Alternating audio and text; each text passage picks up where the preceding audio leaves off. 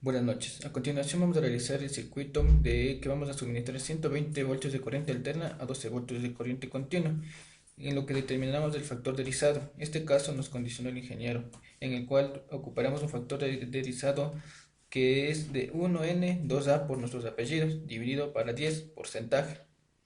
Para nuestro circuito, vamos primeramente al software de Proteus, el cual vamos a suministrar la fuente de voltaje, que sería la que tenemos aquí, la que vamos a suministrar 120 voltios. También podemos colocarle un voltímetro para medirla. Entonces vamos a acercarle más, ya. Siguiendo con nuestro circuito,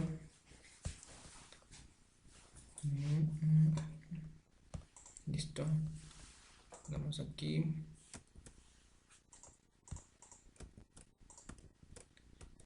Vamos a colocar nuestras líneas de corriente, colocamos el tierra y a continuación conectamos el puente de diodos. El puente de diodos va a estar conectado con una resistencia interna de 1000 ohmios. Nuestro rectificador de puente, con una entrada acoplada por un transformador durante un semiciclo positivo del voltaje total secundario de los diodos 1 y 2, se polarizará en inversa. Si se omiten las caídas de los diodos a través del resistor de la carga, el voltaje del secundario. Lo mismo es cierto que si D3 y D4 están polarizados en inversa durante el ciclo negativo, el voltaje de salida será igual al voltaje del secundario. Como se puede observar, los diodos están en serie con el resistor de 1000 ohmios durante los semiciclos positivos y durante los semiciclos negativos. Si esas caídas de diodos se toman en cuenta, el voltaje de salida es el voltaje de salida igual al voltaje del secundario menos 1.4. Esto es con lo que respecta a nuestro puente de diodos. Bueno, siguiendo con nuestra conexión, vamos a buscar la opción de acá. Vamos a centrar nuestro circuito y ahora será conectado nuestro capacitor.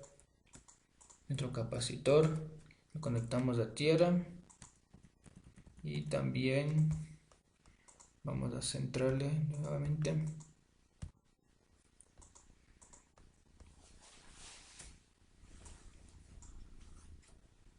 Listo.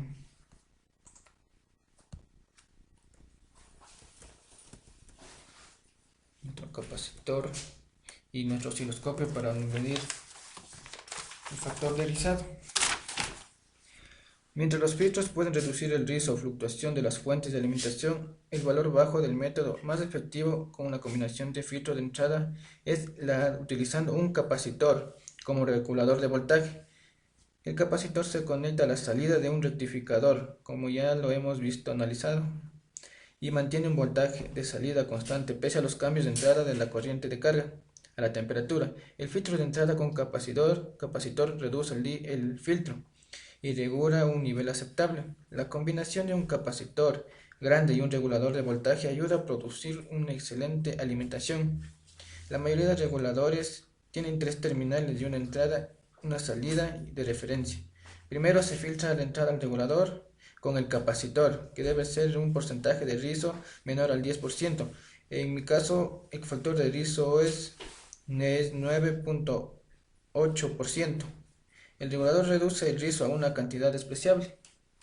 Para un rectificador de onda completa, para el filtro de entrada con capacitor, las siguientes ecuaciones de voltaje de rizo, de voltaje pico y el valor de corriente y el voltaje de salida del filtro de corriente directa vamos a presentarles a continuación. El voltaje pico a pico se determina 1 dividido por la frecuencia por la resistencia y por el capacitor, que multiplica el voltaje pico rectificado.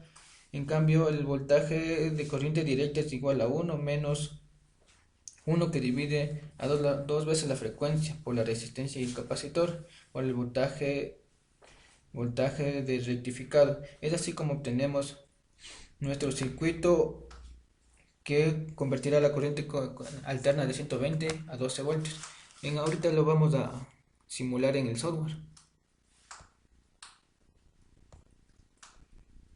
Como podemos observar, tenemos aquí la salida de 12.1 voltios. Esto nos varía también por los decimales de nuestro capacitor. Bueno, esto es todo con el circuito que hemos realizado. Gracias. Una pregunta, ¿vos armaste todo el circuito ahí mismo o solamente